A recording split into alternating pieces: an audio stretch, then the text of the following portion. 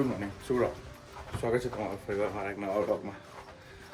હવારમાં દોડાવે છે મોડું થઈ હું નહીં લેટ કરાવ્યું છે તેજ હેડ જલ્દી કર હવે.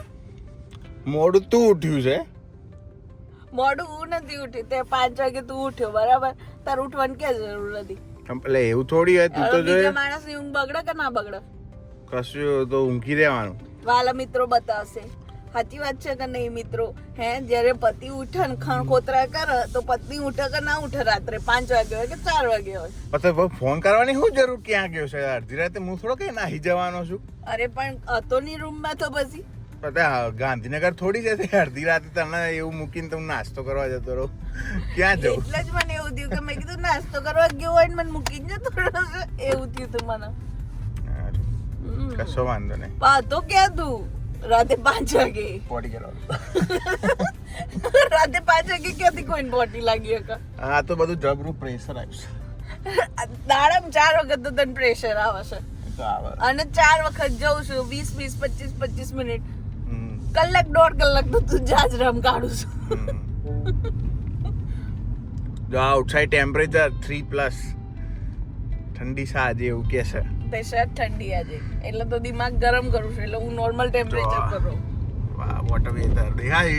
બિલ્ડિંગ દેખાતો ને બધું ફોગમાં જતું રહ્યું છે. દેખાય પેલી બિલ્ડિંગ વાદળા. બાય જય સોમનારાયણ. તને ખબર શું ટાઈમે પહોંચી ગઈ છું અહીંયા? હા ઉપર જય સોમનારાયણ. જય સોમનારાયણ બાય. ડબ્બો ભરીને નીકળીએ આપણે ફટાફટ ચકાચક.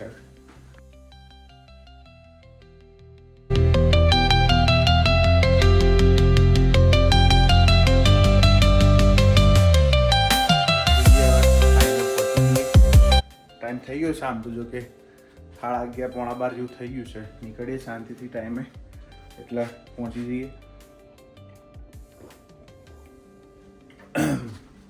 આજ બીઝી એટલું બિઝી નહીં. કદાચ ડિસ્પેચમાં જવાનું થશે આજે. વરસાદ આવશે દેખો કચકચાઈને. ડિસ્પેચમાં જવાનું થશે આજે કદાચ તો જોઈએ. કારણ કે પેલા એમની ટ્રેનિંગ ચાલે છે 2 જણાની. એમને ટ્રેનિંગ આપું છું, હું શીખવાડું છું. જોઈએ એટલે આપણે થોડું વર્કલોડ થોડો વેચાય. આવી ગયો. હોવો ક્યાં જવાનું છે? ખબર નહીં. હું ખાઉં નક્કી કર્યું હશે ને? હું ખાઉં ખબર નહીં. એ જ પૂછું છું. હું ખાવું છે? ખબર નહીં. બોલ હું ખાવું? તું બોલ. મને નહીં ખબર. તું બોલ. તો થેલો પાછળ મૂકી દે. કેમ? જગ્યા રોકે. લઈ લેવા. લઈ પાછળ મૂકો. આટલું બધું હું ભરીને જઉં છું? આટલું બધું તો સ્કૂલમાં નથી ભરીને જતી. અરે સામાન છે હથોડી ને બથોડી બધું. હું ખાવું છે? ખબર નહીં. હેડો 100 રોડ પર જઈએ પછી નક્કી કરીએ. ધરતીનો છેડો. આવી ગયા અમે ઘરે ફટાફટ.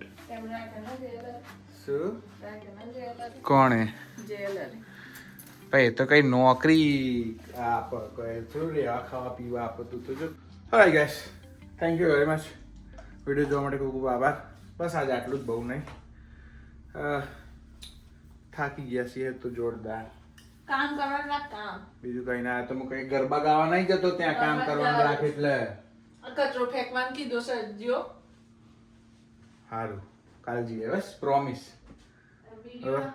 Thank you very much. Like કરજો, કોમેન્ટ કરજો, શેર કરજો, સબસ્ક્રાઈબ કરજો.